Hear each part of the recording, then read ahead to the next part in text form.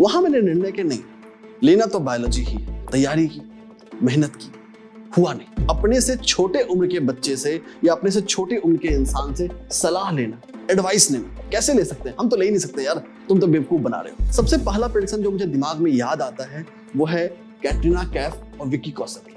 जब उनकी शादी हुई थी तो किसी मीडिया हाउस ने मुझे रीच किया कि भाई बताइए क्या होगा।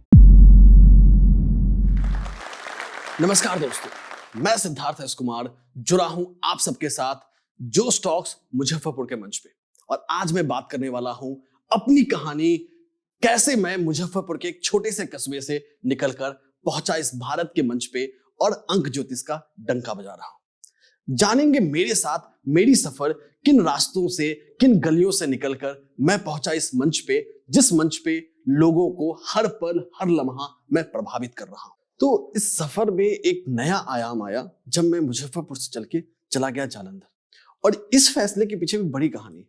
कहानी ये है कि मम्मी मुझे लेके आई थी IGIMS पटना, और वहां डॉक्टर ने सलाह किया कि आप यहाँ कहाँ भटक रहे हैं, यहाँ भटकेंगे तो शायद बचा नहीं पाएंगे, बचाना मुश्किल होगा। तो मैं गया जालंधर, और वो बहुत बड़ा एक टर्निंग पॉइंट था, एक ऐसा पॉइंट था जिसने शायद स्वास्थ्य लाभ की तरफ या हेल्थ को बेटर किया। तो इवेंचुअली हेल्थ बेटर हुई, दोबारा मैं वापस आ गया मुजफ्फरपुर। लगभग ये बात है जब मैं 3 साल का था, तो मुजफ्फरपुर वापस आया अपनी पढ़ाई को आगे करने के लिए। जब मैं 6 साल का था उस समय मैंने बात की अपने परदादा से, और उस समय मुझे लगा कि नहीं, अध्यात्म और ज्योतिष ही मेरा रास्ता है।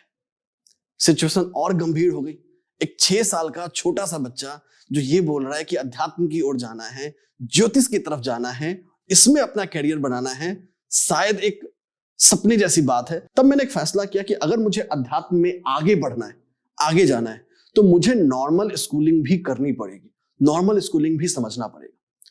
तो वहां से आगे बढ़े और मैं गया DAV मुजफ्फरपुर में मेरा एडमिशन हुआ। तो लोगों की आकांक्षाएं बढ़ती रही, भाई ये तो इंजीनियर ही बनेगा या IAS ही बनेगा। और आज भी हकीकत ये है कि बहुत सारे लोग इसलिए दुखी भी हैं, चाहे वो शुरू के टीचर हो या घर के भी लोग हो, भाई IAS नहीं बना, UPSC नहीं बना, अपने टैलेंट को वेस्ट कर लिया। भाई क्या कर लिया? कुछ नहीं किया। सफर यूं ही बढ़ता गया। एक सफर आया, समय एग्जैक्ट याद नहीं है, पापा उस समय उड़ीसा में पोस्टेड थे, जगह मुझे भी ध्यान में नहीं, और उनका हाथ कट गया। कुछ काम कर रहे थे, आर्मी में थे, उनका हाथ कट गया और वो हॉस्पिटलाइज्ड हो गए। अब हॉस्पिटल में चले गए तो भाई ऐसे पैसे तो मिलते हैं, सैलरी नहीं मिलती ऐसा नहीं होता, लेकिन सैलरी भेजने वाला भी तो कोई चाहिए आपको। भाई सैलरी अब, क्योंकि उस समय उतना UPI अकाउंट ट्रांसफर होता नहीं था कि भाई अब ड्राफ्ट बनवाएंगे, ड्राफ्ट बनवा के भेजेंगे, वो डाक से आएगा तो चीजें होंगी। ये सफर था लगभग 6 महीने का, जो बड़ा कठिन सफर था कि भाई इनकम तो है ही नहीं, भाई फ्लो ही नहीं है, आना तो है नहीं, कुछ आ सकता नहीं है। बट उस समय भी जो मम्मी की हिम्मत थी, कैसे सबको संभालना है, बिना हम सबके चेहरे पे सिकन आए हुए दिए, बिना हमारे किसी काम में बाधा बनने दिए हुए चीजों को करना। सफर बढ़ता गया। 10वीं हुई। 10वीं काफी अच्छे नंबर से हो गई। वहां मैंने निर्णय के नहीं, लेना तो बायोलॉजी ही है। शुरू में थोड़ी जरूर बाधाएं आई, लोग रेसिस्ट कर रहे थे कि नहीं क्या होगा, बायोलॉजी में फ्यूचर नहीं है। और सबसे बड़ी बाधा ये थी उस समय लोअर मिडिल क्लास में कि अगर आप मेडिकल में असफल हुए तो बाद में क्या, भाई बायोलॉजी के बाद तो कुछ है ही नहीं, मेडिकल कॉलेज के फी ज्यादा है, हम वो अफोर्ड नहीं कर सकते हैं। सबको हार मानकर अंत में मेरा साथ देना पड़ा कि ठीक है बायोलॉजी में ही आगे बढ़ेगा।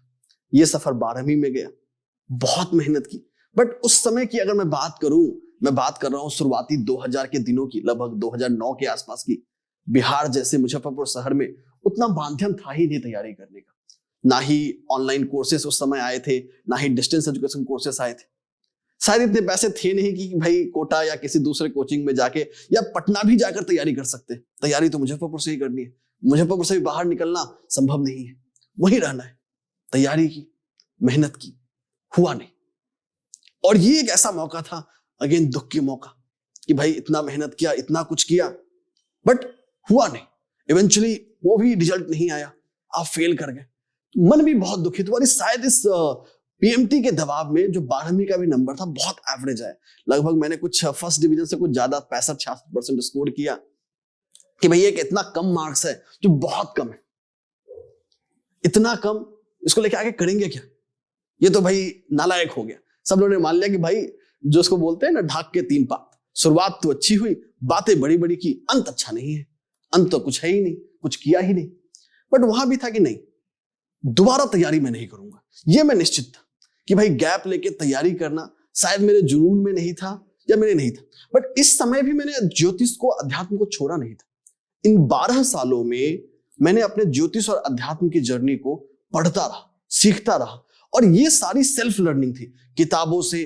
और यहां पे मैं धन्यवाद देना चाहूंगा बहुत सारे ऐसे लोगों का जो पुरानी किताबें एक्चुअली मार्केट में बेच देते थे रद्दी के भाव, और मेरे लिए वो वरदान होता था। मैं उनको ही लेकर आता था और उनसे ही पढ़ता था। उन्हीं किताबों से, उन्हीं ज्ञानों से अपने ज्योतिष की जर्नी को, एस्ट्रोलॉजी सीखा, न्यूमरोलॉजी सीखा, हस्तरेखा सीखा, सामुद्रिक विज्ञान सीखा। ये सफर चलता रहा, ये सफर बढ़ता रहा। लेकिन भाई ज्योतिष तो फ्यूचर है नहीं, ज्योतिष में आगे बढ़ना नहीं है, किसी को समझाना भी मुश्किल है क्योंकि आपके पास उतनी आजादी थी नहीं। तो मैं चला गया राजस्थान अपने फार्मेसी कोर्स को करने, और ये शायद मेरे जीवन का दूसरा सबसे बड़ा टर्निंग पॉइंट था जिसको मैं मानता हूं। मैंने अपनी ग्रेजुएशन की फार्मेसी में, मैंने अपने 4 साल की फार्मेसी की पढ़ाई पूरी की, एंड ज्योतिष का भी सफर धीरे धीरे चलता रहा। 2013 का समय था जब मैं अपने कॉलेज से पास आउट हुआ। रिजल्ट थोड़ा देरी से आया तो जॉब मिली नहीं। जॉब इवेंचुअली मुझे 2014 में जाके मिली, 2014 के जून के आसपास।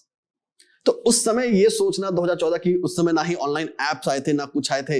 एक छोटे से शहर से उठ के बच्चा पहुंचा है और ज्योतिष में कैरियर बना रहा है, नहीं। एक सबसे बड़ा सवाल जो मुझे मिलता था कि भाई आप तो बहुत यंग हो, आपका अनुभव कितना है, हमें हेल्प कैसे करोगे।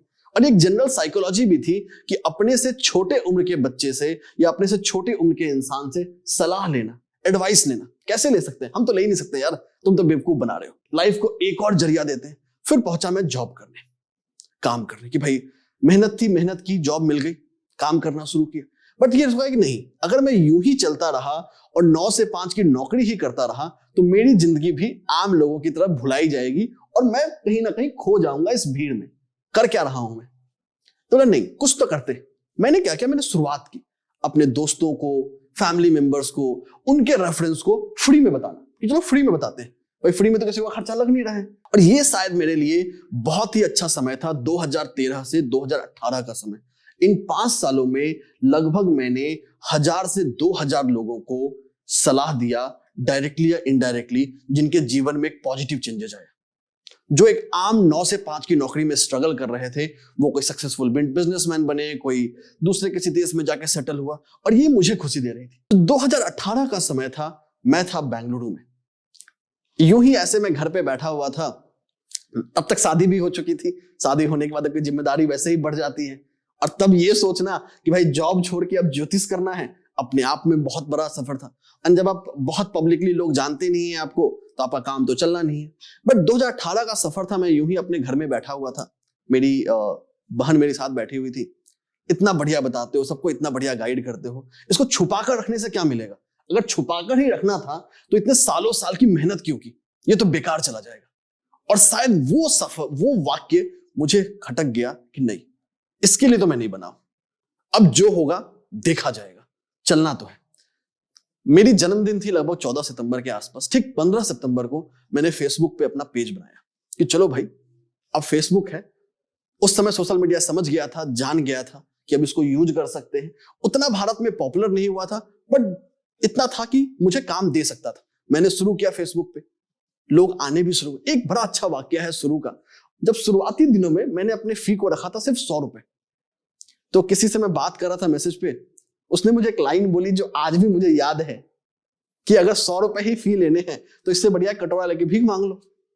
बढ़िया है ना? अगर आप भीख ही मांग लोगे तो बढ़िया है, क्यों ज्योतिष के नाम पे 100 रुपए या 200 रुपए कमाने हैं? और ये मुझे लगा कि मैं कर क्या रहा हूं भाई, मेरा इतना बढ़िया हाई पेइंग जॉब है, अच्छा खासा पैसा कमा रहा हूं, और इस 100 रुपए 200 रुपए के मैं क्या कर रहा हूं? उस दिन मैंने दूसरा फैसला लिया कि आज के बाद मैं कभी खुद को अंडर वैल्यू नहीं करूंगा। और ये एक ऐसी चीज है जो आज भी मैं अपनी जिंदगी में फॉलो करता हूं। और बहुत ही इंटरेस्टिंग सफर है, जब मैं आगे बढ़ूंगा तो बताऊंगा कि उस व्यक्ति का क्या हुआ जिसने 100 रुपए की बात की। ठीक है भाई, सफर आगे बढ़ा, लोग जुड़ते चले गए। अब यहां से जो सफर आया तो भाई थे, यहां जॉब साथ में चली रही थी। जॉब अभी तक मैंने छोड़ा नहीं था, जॉब मेरी चल रही थी, तो पैसे आ रहे थे, जिंदगी जीने में कोई समस्या नहीं थी, पैसे अच्छे खासे आ रहे थे तो काम चल रहा था, इन्वेस्ट कर पा रहा था। मैंने सोचा कि अगर मुझे लोगों तक पहुंचना है तो लोगों को कुछ वो बताना पड़ेगा जो लोग नहीं जानते। तो मैंने लिखना शुरू किया। लिखना शुरू करने का मतलब for different channels, medias, websites. भाई एक नया लड़का जिसे कोई जानता नहीं, कोई पहचानता नहीं, आप उसकी बात को क्यों स्पेस देना चाहोगे, क्यों लिखना चाहोगे? मैं सोचा कि ये भी नहीं चलेगा, फेसबुक से शुरू करते हैं। फिर मैंने फेसबुक पे लिखना शुरू किया, उससे फिर रास्ते खुलते चले गए। सबसे ज्यादा जो था, 2-3 ऐसे प्रेडिक्शंस थे जो बहुत काम आए। सबसे पहले मंकी पॉक्स का प्रेडिक्शन, मैंने एग्जैक्ट उसकी क्या होगी, कैसी घटनाएं होंगी, कैसा लक्षण होगा, वो तक बताया। उसके बाद बहुत सारे सेलिब्रिटीज के पब्लिक प्रेडिक्शंस किए, उनकी शादी के बाद जीवन में क्या होगा। सबसे पहला प्रेडिक्शन जो मुझे दिमाग में याद आता है वो है कैटरीना कैफ और विक्की कौशल की। जब उनकी शादी हुई थी तो किसी मीडिया हाउस ने मुझे रीच किया कि भाई बताइए क्या होगा। मैंने उसके बारे में लिखा एंड मेरी एक प्रेडिक्शन थी कि भाई कैटरीना कैफ अपनी जो बिजनेस लाइन है, जो उसकी ब्यूटी प्रोडक्ट बिजनेस है, उस पर काफी फोकस करेगी, काफी ग्रो करेगी इमीडिएटली शादी के बाद। और कुछ ऐसा ही हुआ, वो ग्रो की, आगे बढ़ते गए। फिर और भी प्रेडिक्शंस आई, जैसे अभी हाल फिलहाल की अगर बात करूं तो केएल राहुल और आथिया की शादी भी मैंने एडवांस में प्रेडिक्ट कर दी थी, भाई इसकी शादी होगी। दूसरी शादी अगर बात करूं, आलिया भट्ट और रणबीर कपूर की शादी। और बात तो सेलिब्रिटीज प्रेडिक्शंस हमेशा मेरे लिए एक ऐसा किक था, एक ऐसा मेरा गो टू मार्केट स्ट्रेटेजी था जो काम किया, जो लोगों तक बहुत जल्दी कनेक्ट करता था। सिद्धार्थ और कियारा की शादी, ये भी मैंने एडवांस में प्रेडिक्ट कर दी थी। ये सारे के सारे प्रेडिक्शंस मैंने डिफरेंट मीडिया हाउसेस के लिए किए, उनके प्लेटफॉर्म्स पे। फायदा ये होता था कि उनकी रीच अच्छी होती थी और प्रेडिक्शन के जरिए मेरा रीच बढ़ता चला गया। अब हम पहुंच गए हैं लगभग 2022 में। कोरोना पर्सनली मेरे लिए वरदान था, बाकी लोगों के लिए बहुत ही गंभीर समय था, बट पर्सनली मेरे लिए एक ऐसा था जो मुझे बहुत सारा समय मिला और मुझे मिल गया वर्क फ्रॉम होम। ये मेरे लिए शायद वरदान साबित हुआ, क्योंकि पहले जो सफर था कि भाई दिन में ऑफिस करना है, कभी भी 9 से 5 की ऑफिस नहीं होती। आप ऑफिस में पर कदम रख दो तो आपकी लाइफ चलती रहती है, जब काम खत्म हो गया तो घर आ गए।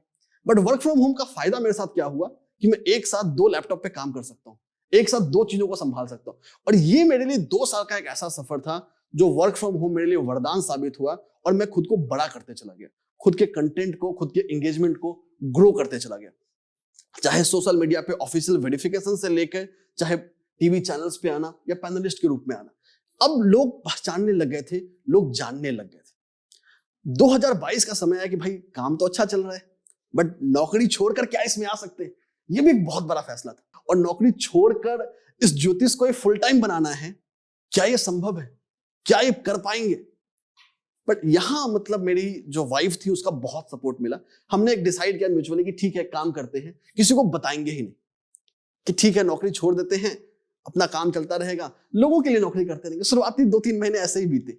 शुरुआती 2-3 महीने थे कि भाई नौकरी किसी को पता नहीं थी, नौकरी छोड़ चुके हैं। बट अब धीरे धीरे तो आप कितने दिन झूठ बोलेंगे, आपको बताना तो पड़ेगा ही, लोगों को पता चलेगा कि भाई अब दिन में भी मिल रहे हो, रात में भी मिल रहे हो, ऐसा क्या है। बट ये था सफर, वहां से शुरुआत हुई कि भाई अब नौकरी छोड़ना है। तभी मैंने बनाई अपनी कंपनी को, निम्रो वाणी को। वो समय आया जब मैंने इसको ऑफिशियली रजिस्टर कर दिया। इससे पहले ये अनरजिस्टर्ड बिजनेस के रूप में चल रहा था। वहां से फिर मेरे लिए क्लाइंटल्स बढ़ते चले गए, जुड़ते चले गए। अब वो इंसान जो उस फेसबुक पर मिला था 2018 में कि आप 100 रुपए से भीख मांग रहे हो, वो इंसान दोबारा आता है मेरे पास 2022 में, इन सारी चीजों को पढ़ने के बाद, इन सारी चीजों को सुनने के बाद, कि भाई अब तो आप मुझे बता दो कि मेरे लाइफ में क्या होगा, मेरे बिजनेस को क्या होगा। और मेरे लिए था कि भाई दिस इज समथिंग कि जो शायद कुछ ना कुछ मैंने काम किया कि वो आया। एंड इवेंचुअली उस व्यक्ति ने जो 100 रुपए के फी को नहीं दे पाया, वो मुझे उसका कम से कम 100 गुना फी आकर देकर गया। आज भी वो एक मेरा वन ऑफ द क्लाइंट है जो जुड़ा हुआ है मेरे साथ लगातार, क्योंकि मेरा जो प्रोग्राम है, जो काम करने का तरीका है, वो बहुत अलग है। सफर ग्रो होता चला गया। अभी अगर निम्रो वाणी के सफर की बात करें हम, तो पिछले हमने लास्ट जून में रजिस्टर किया था। रजिस्टर करने के बाद अभी तक हम बूट स्ट्रैप्ड प्रॉफिटेबल कंपनी है। आज तक किसी के पास फंडिंग के लिए नहीं गए और ना ही हमारा एम है या एम्बिशन है फंडिंग तक पहुंचने की। हम प्रॉफिटेबल हैं, प्रॉफिट बना रहे हैं और आगे बढ़ रहे हैं। अगर मैं बात करूं कि हमने कितना प्रॉफिट बनाया, ये साल तो अभी चल ही रहा है। पिछले साल लगभग हमने 2.5 करोड़ का रेवेन्यू किया एंड ये सर्विस बेस्ड इंडस्ट्री है तो यहाँ आपके ऑपरेटिंग कॉस्ट के अलावा कोई कॉस्ट होता नहीं है। हमारा लगभग जो मार्जिन है वो 80% का मार्जिन है, 20% हमारे ऑपरेटिंग कॉस्ट में जाता है जहाँ पे एम्प्लॉयज की सैलरी है। तो मैंने सोचा कि मुझे उन लोगों को नौकरी देना है जिनको कोई नौकरी नहीं देता। 2 लोग मैंने बनाए, एक स्टूडेंट्स, दूसरा वैसी महिलाएं जो प्रेगनेंसी के कारण या किसी वजह से फुल टाइम जॉब नहीं कर सकती। आज भी न्यूमरो वानी का 3/4 जो वर्कफोर्स है वो यही है, और मेरे लिए एक बहुत अच्छी स्ट्रेटजी थी, कॉस्ट इफेक्टिव स्ट्रेटजी थी, और मुझे खुशी मिलती थी कि मैंने उन लोगों को रोजगार दिया है, उन लोगों को काम दिया है जिनको कोई और काम नहीं देना चाहता है। तो ये सफर था पूरी न्यूमरो वानी की। इस साल में भी हम पिछले साल से बेहतर ग्रो कर रहे हैं, लगभग 120% की ग्रोथ से आगे बढ़ रहे हैं। लास्ट बट नॉट लीस्ट, एक सलाह आप सबके लिए, जीवन में कभी अंत नहीं होता। अगर दुनिया में कोई भी कर सकता है तो आप भी कर सकते हैं। ये खुद पे भरोसा रखिए और आगे बढ़ते रहिए। दुनिया की कोई ताकत आपको रोक नहीं सकती। अगर आप मुजफ्फरपुर से जुड़ी ऐसे ही कहानियां सुनना चाहते हैं तो जोश टॉक्स मुजफ्फरपुर को सब्सक्राइब करें और लाइक करें।